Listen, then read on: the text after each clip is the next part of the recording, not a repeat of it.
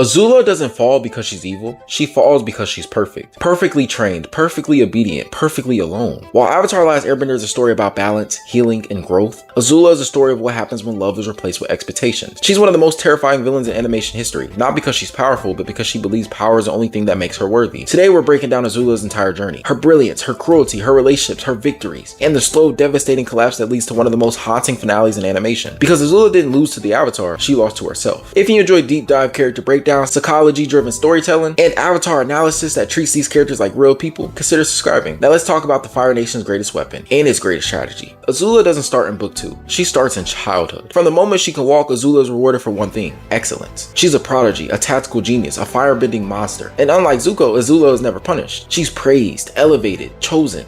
Ozai doesn't love Azula, he uses her. And Ursa, her mother, Azula knows whether it's true or not that Ursa feared her. That moment where Azula says, "My own mother thought I was a monster," that's the seed. Azula learns early. Love is conditional, fear is reliable, perfection is survival, and so she becomes perfect. When Azula finally appears in book 2, she steals the show instantly. She doesn't shout, she doesn't reign, she calculates. Her fire is blue, hotter, cleaner, more refined, a visual metaphor for her mind. Azula doesn't conquer through strength, she conquers through psychological warfare. She manipulates Zuko, she weaponizes fear, she turns allies against each other with a smile, and for a while it works. This is Azula at her highest peak. She has control, she has loyalty, she has purpose. But here's the problem: Azula control is built on fear, not trust, and fear has an expiration date. Zuko is everything Azula hates and envies. He's flawed, emotional, unstable, but he's loved. Azula constantly undermines Zuko because his existence threatens her worldview. If Zuko, who fails, can still be loved, then what does that say about her? When it comes to Mai and Ty Lee, Azula calls them friends, but friendship to Azula means obedience. Mai stays because she's numb, Ty Lee stays because she's afraid, and Azula never notices the difference. She believes fear is loyalty, and that mistake destroys her. Azula's greatest triumph was the triumph of Ba Sing Se. She does what no Fire Nation general could do. She takes the city from the inside. She manipulates Long Fang. She breaks Zuko. She kills the Avatar, and this should be her crowning moment. But notice something: she doesn't celebrate because achievement doesn't fulfill Azula. It only raises the bar. Perfection has no finish line. Book 3 is where Azula starts to unravel. Her friends leave her, Mai betrays her, Ty Lee turns on her. For the first time in her life, fear fails, and Azula has no backup plan. She becomes paranoid, controlling, unhinged. The hallucinations start. Her mother's voice haunts her because deep down, Azula isn't afraid of losing power, she's afraid of being unlovable. And the final Agni Kai isn't just a battle, it's a funeral. Azula cheats, she breaks tradition, she lashes out wildly because in the end, she's already lost. Zuko fights with balance, with purpose, with clarity. Azula fights like a cornered animal. And noticing this, she doesn't move so deep and dirty. She tries to attack an off-guard Katara to throw Zuko off balance. But in turn, this unfortunately leads to her loss. And when she loses, she doesn't rage, she collapses, screaming, crying, broken. This isn't justice, it's tragedy. Azula is what happens when a child is taught that love must be earned. She isn't born cruel, she's trained. Her downfall isn't weakness, it's the inevitable result of isolation. Azula never learned how to fail, never learned how to be vulnerable, never learned how to be loved, and that's why she's unforgettable. Because in a show about redemption, Azula reminds us that not everyone gets saved. And sometimes the scariest villain of all is expectation.